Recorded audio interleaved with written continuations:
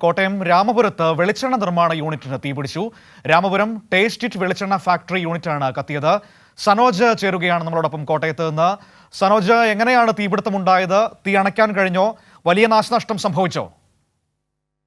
തീർച്ചയായിട്ടും മനു, ലക്ഷക്കണക്കിന് രൂപയുടെ നാശനഷ്ടമാണ് സംഭവിച്ചിട്ടുള്ളത്. ഇന്ന് പുലർച്ചെയാണ് തീപിടുത്തം ഉണ്ടായ വിവരം പുലർച്ചെ രാവിലെ പ്രഭാത സവാരിക്കിറങ്ങിയ നാട്ടുകാരായിട്ടുള്ള ആളുകളുടെ ശ്രദ്ധയിൽപ്പെടുകയായിരുന്നു ഈ ഫാക്ടറിയിൽ തീപിടിക്കുന്ന വിവരം. ഉടൻ തന്നെ അവർ ഫയർഫോഴ്സിൽ വിവരം അറിയിക്കുകയും ഫയർഫോഴ്സ് സ്ഥലത്തെത്തി തീ നിയന്ത്രണ വിധേയമാക്കുകയുമായിരുന്നു. 4ഓളം ഫയർഫോഴ്സ് യൂണിറ്റുകളാണ് പൊടുന്നനെ സ്ഥലത്ത് എത്തിയത്.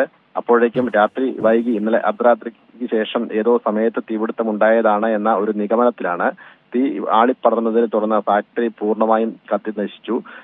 അതിലെ യന്ത്ര സാമഗ്രികളെല്ലാം അവിടെ ഉണ്ടായിരുന്ന സ്റ്റോക്കുകളെല്ലാം കത്തി നശിക്കപ്പെടുന്ന ഒരു സാഹചര്യം ഉണ്ടായി. വെളിച്ചെണ്ണ ഫാക്ടറിയിലായതുകൊണ്ട് തന്നെ തീപിടുത്തത്തിന്റെ വ്യാപ്തി വർദ്ധിക്കുകയായിരുന്നു. വളരെ വൈകിയാണ് ഈ തീപിടുത്തം ഉണ്ടായ വിവരം നാട്ടുകാരുടെ ശ്രദ്ധയിൽപ്പെടുന്നത്. അതുകൊണ്ട് തന്നെ ലക്ഷക്കണക്കിന് രൂപയുടെ നാശനഷ്ടം ഉണ്ടായിട്ടുണ്ട്. ഫാക്ടറി പൂർണ്ണമായും അഗ്നിക്കിരയായിട്ടുണ്ട്.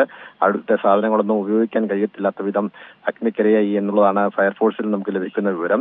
ഈ നാട്ടുകാർ നൽകിയ വിവരത്തിന്റെ അടിസ്ഥാനത്തിൽ പാലായിൽ നിന്നും 4ഓളം ഫയർ എഞ്ചിനുകൾ സംഭവ സ്ഥലത്തെത്തുകയും 2 മണിക്കൂറിനുള്ളിൽ തീ നിയന്ത്രണ വിധേയമാക്കുവാനും കഴിഞ്ഞു. അപ്പോഴേക്കും ഈ ഫാക്ടറി പൂർണ്ണമായും അഗ്നിക്കിരയായിരുന്നു. ലക്ഷക്കണക്കിന് രൂപയുടെ നാശനഷ്ടം ഉണ്ട് എന്നുള്ളതാണ് നമുക്ക് ലഭിക്കുന്ന വിവരം. മനു. ശരി, ഓക്കെ സനോജാണ് വിവരങ്ങൾ നൽകിയത്. കോട്ടയം രാമപുരത്ത് എണ്ണ ഫാക്ടറിയിൽ, വെളിച്ചെണ്ണ നിർമ്മാണ ഫാക്ടറിയിൽ തീപിടുത്തം ഉണ്ടായിരിക്കുന്നു. ഫാക്ടറി പൂർണ്ണമായും കത്തി നശിച്ചുവെന്നാണ് നമുക്ക് മനസ്സിലാക്കാൻ വേണ്ടി കഴിയുന്നത്. ഇന്നലെ അർദ്ധരാത്രിക്ക് ശേഷമാണ് തീപിടുത്തം ഉണ്ടായത്. പിന്നീട് വൈകിയാണ് തീപിടുത്തം അറിഞ്ഞത്. അതാണ് പൂർണ്ണമായും കത്തി നശിക്കാൻ ഇടയായതെന്നാണ് അറിയുന്നത്. വിവരങ്ങളാണ് സനോജ് കോട്ടയത്ത് നിന്ന് നൽകിയത്.